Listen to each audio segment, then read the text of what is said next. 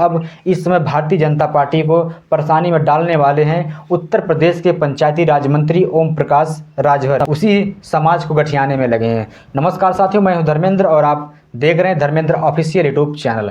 लेकिन बताते आपको चलिए कि अब इस समय भारतीय जनता पार्टी को परेशानी में डालने वाले हैं उत्तर प्रदेश के पंचायती राज मंत्री ओम प्रकाश राजभर। क्योंकि साथियों, ओम प्रकाश राजभर अब भारतीय जनता पार्टी से सीधे डिमांड कर रहे हैं कि अगर बिहार के विधानसभा चुनाव में हमें आप गठबंधन में नहीं लेंगे तो आने वाले समय में उत्तर प्रदेश में और बिहार में भी भारतीय जनता पार्टी को काफ़ी नुकसान पहुँच सकता है। क्योंकि राजवंशी, राजभर, भारद्वाज और राजवार के चलते ही अब बिहार में अपनी तैयारी कर रहे हैं कैबिनेट मंत्री ओम प्रकाश राजभर। साथियों, आपको बताते चलिए कि ओम प्रकाश राजभर का बिहार के 18 सीटों पर काफ़ी दबदबा है और 18 सीटों पर ओम प्रकाश राजभर अपना प्रत्याशी उतारते हुए नजर आ सकते हैं। हालांकि ओम प्रकाश राजभर अपनी जनसभा में कहते हैं भी कि बिहार में हमारी 159 सीटों पर तैयारी चल रही है। लेकिन साथियों, आपको बताते चलिए कि बिहार में भारतीय जनता पार्टी का सबसे बड़ा गठबंधन है, जो चिराग पासवान भारतीय जनता पार्टी के साथ गठबंधन में है। मुख्यमंत्री नीतीश कुमार भी भारतीय जनता पार्टी के ही साथ हैं।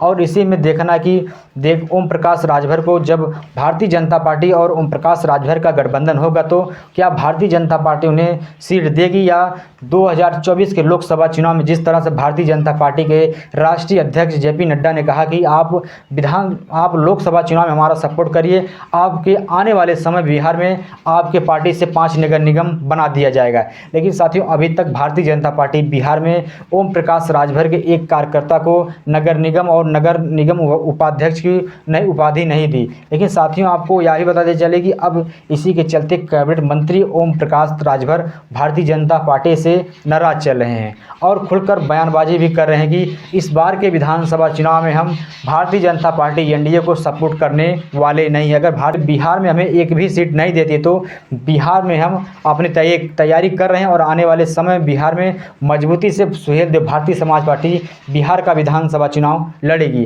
लेकिन बताते चले कि Suhel Dev Bharatiya Samaj party Bharatiya Janata party NDA को 18 सीटों पर नुकसान पहुंचा सकती है।